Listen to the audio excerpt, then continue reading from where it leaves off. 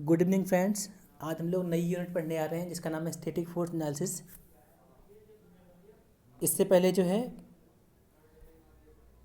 इससे पहले यहाँ पे जो है हम लोग लास्ट दिन में क्या पढ़े थे, कैम प्रोफाइल ड्रॉ करना पड़े थे। उसमें हमने सीखा कि क्या दो तरह के प्रोफाइल एग्ज़ाम में हमारे जो सिलेबस में है, कांस्टेंट वेलोसिटी वाला, यूनिफॉर्म वेलोसिटी और यूनिफॉर्म एक्लेशन।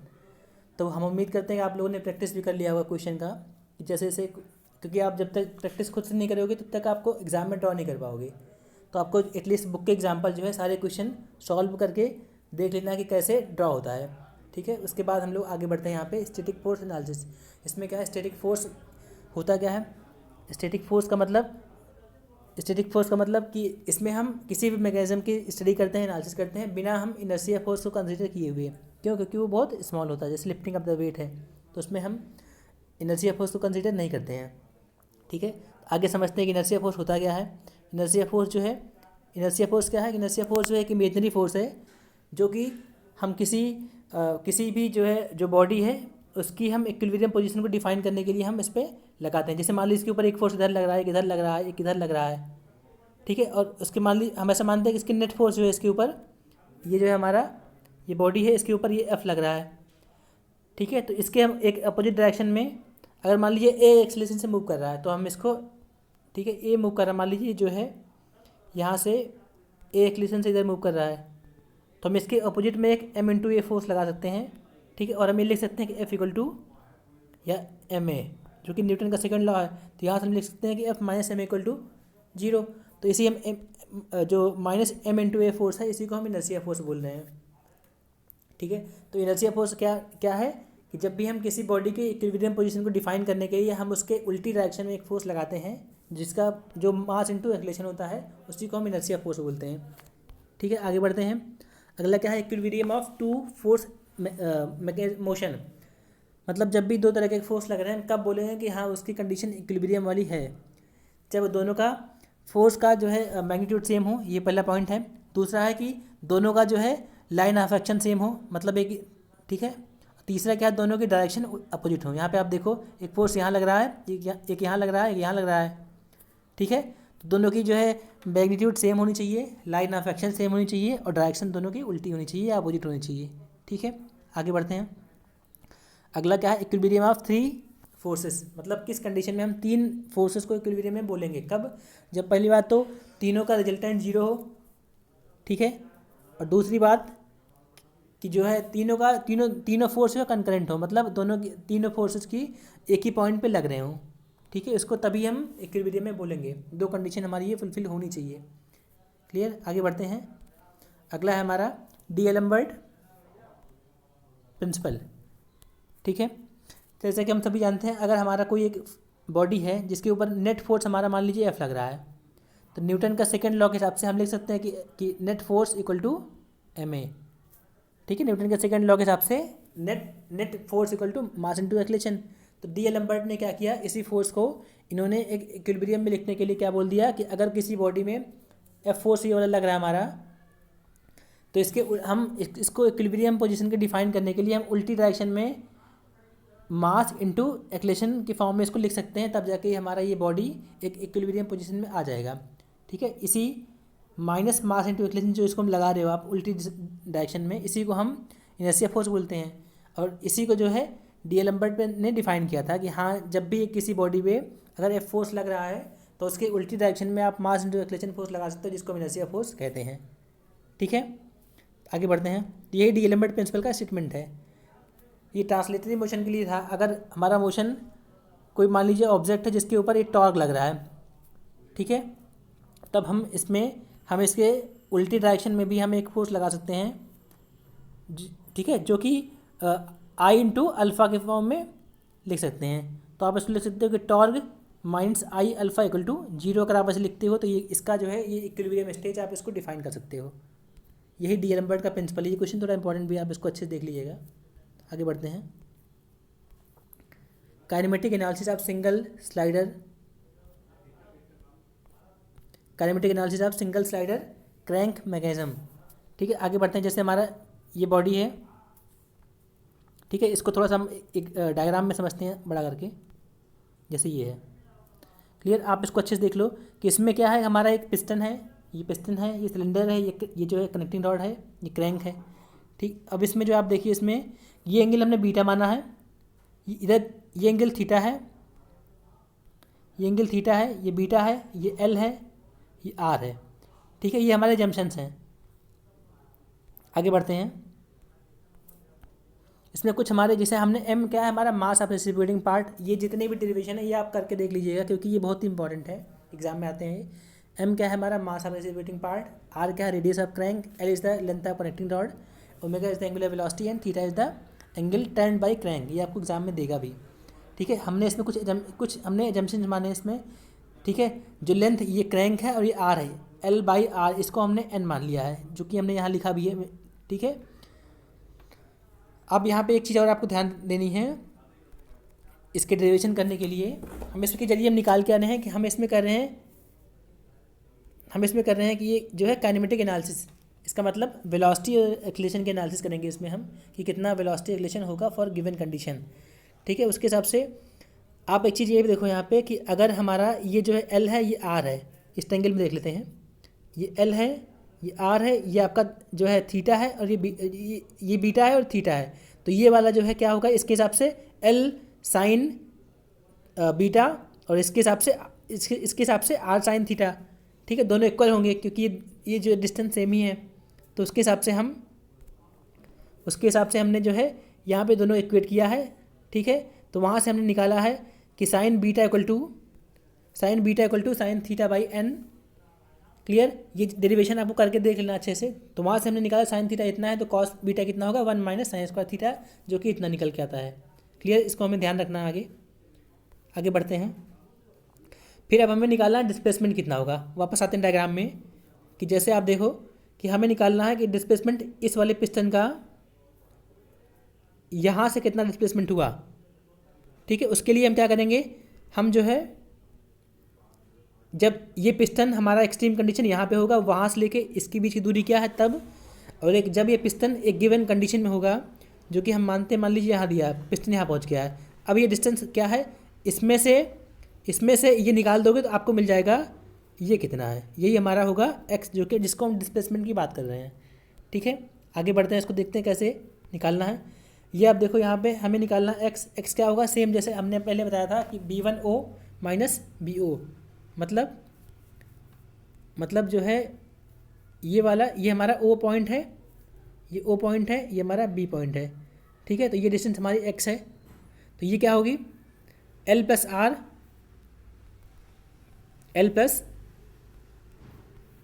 आर, ये वाली, मतलब जब ये वाली हमारी पिस्टन एक्सट्रीम लेफ्ट में होगी, उस समय क्या होगा हमारा, उस समय जो है ये डिस्टेंस कितनी होगी, L प्लस आर। ठीक है, और जब ये गिवन कंडीशन थीटा एंगल पे है, जब इधर थीटा बना रहा है राइट साइड में और लेफ्ट में बीटा, उस समय क्या होगा हमारा distance, L cos beta plus R sine R cos beta. ठीक है, तो वहाँ से हमने ये लिखा है, इसको बहुत ध्यान से देखिए। ठीक है, L plus R minus bracket में लगा के L cos beta plus R cos theta. ठीक है, तो वहाँ से हमने क्या किया, हमने जो L को NR लिख दिया, क्योंकि L इक्वल टू NR हम पहले से देख चुके हैं कि जो है N क्या है, L और R का जो है रेशियो है। तो वहाँ से हमने L को NR लिख दिया। ठीक है, हर जगह रिप्लेस कर दिया, फिर हमारा ये निकल के आया। उसके बाद हमने R को कॉमन ले लिया। ठीक है, इसको यहाँ बुला लिया यहाँ पे। ठीक है, फिर यहाँ से R सब में निकाल लिया बाहर, ये निकल के आया। फिर उसके बाद क्या किया हमने, यहाँ पे जो है ये हमारा x हो गया कुल मिला के। ठीक है, R ब्रैकेट में 1 minus cos theta plus bracket में n minus under root n square minus sine square is the displacement which we have estimated. अब इस सिंपल सी बात है, जब हमें वेलोसिटी निकालना हो तो डिस्प्लेसमेंट को हम with respect to time differentiate कर देंगे, हमें मिल जाएगा क्या, वेलोसिटी मिल जाएगी। ठीक है, तो velocity equal to dx by dt, यहाँ पे आप देखिए इसको। ठीक है, velocity equal to dx by dt। ठीक है, तो ये अब जो है इसको dx बाई dt को हम इस फॉर्म में भी लिख सकते हैं कि हाँ dx by d theta into D theta by dt, मतलब ये पार्शियली डिफरेंस हमने इसको ब्रेक कर दिया है। तो अब डी थीटा बाई dt क्या होता है, ओमेगा होता है, और dx बाई dt क्या होगा, जो कि हम इसको डिफ्रेंशिएट करके हमें मिलेगा, क्या मिलता है देखते हैं। आर हमारा बाहर निकल गया चूँकि कांस्टेंट है, ओमेगा भी कांस्टेंट है, बाहर निकल गया। ठीक है, अंदर जाते हैं तो 1 का डिफरेंशियल 0, कॉस का क्या होता है माइनस साइन। ठीक है, तो माइनस माइनस प्लस हो गया, साइन थीटा आ गया, प्लस एन का हो गया 0, माइनस इसको आप एक्स मान लो, माइनस अंडर रूट एक्स क्या होगा 1/2 अंडर रूट एक्स, तो ये आ गया। और अंदर का डिफरेंशिएट किया तो एन का 0 हो गया, minus 2 sine theta cos theta, एक माइनस यहाँ मिला, एक माइनस पहले वाला, दोनों दोनों प्लस हो गए, दोनों कुल मिला के ये निकल के आ गए। इसको किसी को समझने में दिक्कत हो तो इसको बताइएगा आप। ठीक है, आगे अब एक्सलेशन क्या होता है, rate of change of velocity is called acceleration. ठीक है, तो एक्सलेशन क्या होगा, d v by D t हमने कर दिया। ठीक है, ये अब इसको देखिए, और d v by D t को भी हमने दो बार इसको ब्रेक कर लिया पार्शियल डिफरेंशियल में, d v by d theta into D theta by D T.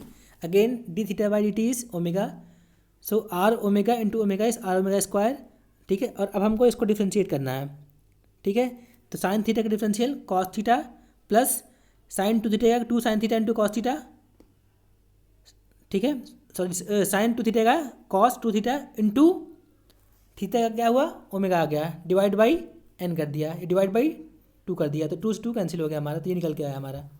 Clear, ये दोनों आपको याद रखना है। Velocity equal to R omega into bracket में sine theta plus sine 2 theta by 2n, ये हमारा वेलोसिटी हो गया एक्सलेशन के लिए। आर ओमेगा स्क्वायर ब्रैकेट में cos theta plus cos 2 theta upon N, ये हमारा, ये आपको याद रखनी है। ठीक है, आगे बढ़ते हैं। ये हमारा एंगुलर कनेक्टिंग रॉड मोशन, ये सब आपको न्यूमेरिकल्स में निकालना पड़ेगा कि हाँ वेलोसिटी क्या है, एक्सलेशन क्या है, क्रैंक की जो है ओमेगा क्या है, एंगुलर वेलोसिटी जो है कनेक्टिंग रॉड की कितनी, ये सब आपको निकालना पड़ेगा क्वेश्चन में। ठीक है, तो एंगुलर वेलोसिटी कैसे निकालोगे, सिंपल सी बात है, बीटा जो कि बीटा क्या था हमारा, जो एंगल बना रहा है connecting rod with line of stroke, उसको बोल रहे हैं हम बीटा बोल रहे हैं। तो जिस रेट से बीटा चेंज हो रहा है वही हमारा एंगुलर वेलोसिटी ऑफ क्रैंक होगा, कनेक्टिंग रॉड होगा। ठीक है, तो यहाँ से omega equal to d beta by D t. ठीक है, तो अब जो है यहाँ से हम ये जानते हैं कि साइन थीटा और साइन बीटा में ये हमारा रिलेशनशिप है। क्लियर, अब इसको हम क्या किया, हमने डिफ्रेंशिएट कर दिया दोनों पार्ट को, इधर भी और इधर भी। ठीक है, इधर क्या आएगा साइन थीटा का differential cos beta into D beta by D T, और इधर क्या आ गया राइट साइड में साइन थीटा का cos theta by N constant है, into D theta by D T. Again D theta by D T क्या होता है हमारा, ये हमारा जो है ये एंगुलर वेलोसिटी हो गया। क्लियर, और हमने यहाँ पे कॉस बीटा को रिप्लेस कर दिया विथ दिस। क्लियर, अब यहाँ से इसके बाद ये कहाँ से आया, बहुत सारे स्टूडेंट को डाउट होगा यहाँ पे, इसके बाद ये कहाँ से आया, हमने यहाँ पे साइन थीटा को हमने, चूँकि साइन थीटा की वैल्यू क्या होती है, 1 से कम होती है, तो यहाँ पे ठीक है, तो साइन स्क्वायर थीटा क्या होगा और भी कम, क्योंकि जो नंबर 1 से कम है उसका स्क्वायर उससे भी ज़्यादा कम हो जाएगा, तो उसको हमने नेगलेक्ट कर दिया। तो यहाँ पे साइन स्क्वायर थीटा क्या हो गया हमारा नेगलेक्ट 0, तो यहाँ हमें निकल गया है omega cos theta by divide by n. ठीक है, तो ये चीज़ें आपको निकालनी आनी चाहिए, एग्जाम में आप फटाफट इसको हम निकाल लेंगे जब भी क्वेश्चन हमें करना हो या फिर डिराइव करने को हमें बोलेगा। ठीक है, तो ऐसे हमारा ये आ गया एंगुलर वेलोसिटी निकालना, ये चीज़ें हैं। ठीक है, एंगुलर वेलोसिटी निकालना कैसे निकालेंगे हम, जो एंगुलर वेलोसिटी ऑफ क्रैंक है उसको एक बार और डिफरेंशिएट कर दिया विद रिस्पेक्ट टू टाइम, तो हमारा आ गया एंगुलर एक्सलेशन ऑफ क्रैंक। ठीक है, इसमें कोई दिक्कत नहीं होनी चाहिए। आगे बढ़ते हैं, अगला है डायनेमिक एनालिसिस। ठीक है, इसके क्वेश्चंस बहुत ही इंपॉर्टेंट हैं, इसके न्यूमेरिकल एग्जाम में आते ही आते हैं। ठीक है, डायनेमिक एनालिसिस में क्या करते हैं देखते हैं, सिंपल सा ये डायग्राम हम अच्छे समझ चुके हैं क्या है। ठीक है, इसमें आपको देखना है कि ये हमारा कनेक्टिंग रॉड है, ये क्रैंक है। क्लियर, ये हमारा लाइन ऑफ एक्शन है। क्लियर, एंगल आपका वही है सेम, इधर राइट साइड में बीटा, क्रैंक जो बना रही है बीटा और थीटा बना रही है हमारी ये वाली क्रैंक। अब आपको देखना है कि ये एंगल, इस एंगल में आप देखिए इसको अच्छे से, ये हमारा कुछ एंगल ऐसे बन रहा है, ये हमारा बीटा है, ये थीटा है, तो ये कितना होगा theta plus beta, theta plus beta. ठीक है, ये चीज़ आपको ध्यान रखनी है। और अब जो है ये वाला, ये क्या है हमारा एफ सी है, force on the connecting rod, आप इसको डायग्राम में समझिए, यहाँ पे ये हमारा एफ सी है। ठीक है, ये हमारा जो है यहाँ पे जो क्रैंक के लॉन्ग लगेगा वो होगा हमारा एफ आर होगा। ठीक है, अगर हमारा जो है इधर का जो है प्रेशर मान लीजिए पी है, P1 है, इधर का P2 है। ठीक है, तो नेट फोर्स क्या होगा P1 minus P2 into area, इधर का एरिया कितना होगा, इसको बोलेंगे ये बाहर के साइड और ये अंदर का साइड, ये आपको दिया रहेगा। ठीक है, जैसे अब यहाँ पे हम देखते हैं, हमने मान लिया कि यहाँ का बाहर का डायमीटर डी है। वापस आते हैं इस पर। A1 क्या है कि A1 और A2 लेफ्ट साइड और राइट साइड के दोनों का एरिया है। ठीक है, उसको बोलते हैं कवर एंड या फिर क्रैंक एंड। इस फॉर्म में आपको क्वेश्चन में दिया रहेगा। ठीक है, तो A1 क्या हो गया हमारा, ये हो गया कि π/4d², चूँकि इधर का डायमीटर आपको डी दिया है। ठीक है, A2 क्या होगा, इसमें हम इस डायमीटर में जो इसका कनेक्टिंग रॉड का डायमीटर वो हमने माइनस कर दिया। क्लियर, तो ये हमारा A1 A2 निकल आया। तो नेट गैस प्रेशर कितना, गैस फोर्स कितना होगा, P1A1 मतलब pressure into area this side का माइनस दिस साइड का। सिंपल सी बात है, ये हमारा इंजन है तो यहाँ का जो है प्रेशर ज़्यादा होगा। क्लियर, तो इनर्शिया फोर्स क्या होता है, मास इनटू एक्लेशन। क्लियर, इसको निकालने के बाद मास इनटू एक्लेशन, मास क्या है, मास जो है हमें दिया रहा है क्वेश्चन में, एक्लेशन क्या होगा जो कि पहले हम निकाल चुके हैं, r⍵² ब्रैकेट में cos theta plus cos 2θ divide by n, this is the एक्लेशन।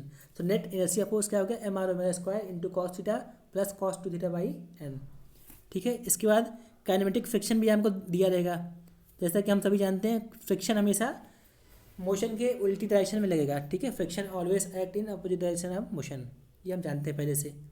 ठीक है, दूसरा ये आपको अच्छे से पढ़ लेना है, ये भी आगे समझते हैं इसको कि अगर हमारा इंजन है, ठीक है, इंजन में क्या होता है कि हमें आउटपुट यहाँ मिल रहा है हमारा, ठीक है, और पिस्टन यहाँ नीचे ढकेल रही है। ठीक है, ये इधर आ रहा है तो फ्रिक्शन फोर्स कहाँ लगेगा। ठीक है, या ऐसे कहें कि जो एफर्ट है उसमें वेट हमारा हेल्प कर रहा है। क्लियर, इसमें आते हैं इसमें माइनस mg, क्यों, क्योंकि अगर ये कंप्रेसर है तो हम कंप्रेसर का काम क्या है, हमें कंप्रेस करना किसी चीज़ को। तो हमारा आउटपुट यहाँ मिल रहा है, इनपुट यहाँ दे रहे हैं। ठीक है, कंप्रेस कर रहे हैं तो inertia force, sorry friction force कहाँ लगेगा, ऊपर, इसलिए हमारा ये हो गया माइनस mg। क्लियर, अब इस डायग्राम में आते हैं वापस कि यहाँ पे आप देखिए अगर हमारा ये F फोर्स है, ये हमारा F फोर्स है मान लीजिए। ठीक है, तो आप इस पर ध्यान दो क्वेश्चन में कि अगर ये हमारा FC है, FC मतलब force on the connecting rod, तो FC का जो साइन कंपोनेंट होगा वो होगा हमारा FC साइन बीटा, और जो कॉस कंपोनेंट होगा वो होगा FC कॉस बीटा। ठीक है, वापस आते हैं यहाँ पे। तो यहाँ पे आप देखो FC, ये आप एग्जाम आपको जो है नोट्स मिल चुके हैं, आप इसको अच्छे से करके देख लीजिएगा आपसे हो भी रहा है कि नहीं हो रहा है। जहाँ पे डाउट हो आप इसको पूछिए फिर। ठीक है, तो FC cos beta equal to F। वापस आते हैं डायग्राम में, अगर इनको दिक्कत हो यहाँ पे, इसका जो कॉस कंपोनेंट होगा, इसका कॉस कंपोनेंट होगा वही हमारा ये होगा। ठीक है, इसमें कोई डाउट नहीं आना चाहिए। तो FC cos beta equal to F हो गया, यहाँ से निकल गया कि FC equal to F by cos beta. ठीक है, मतलब हमारे क्रैंक फोर्स हमारा निकल आया।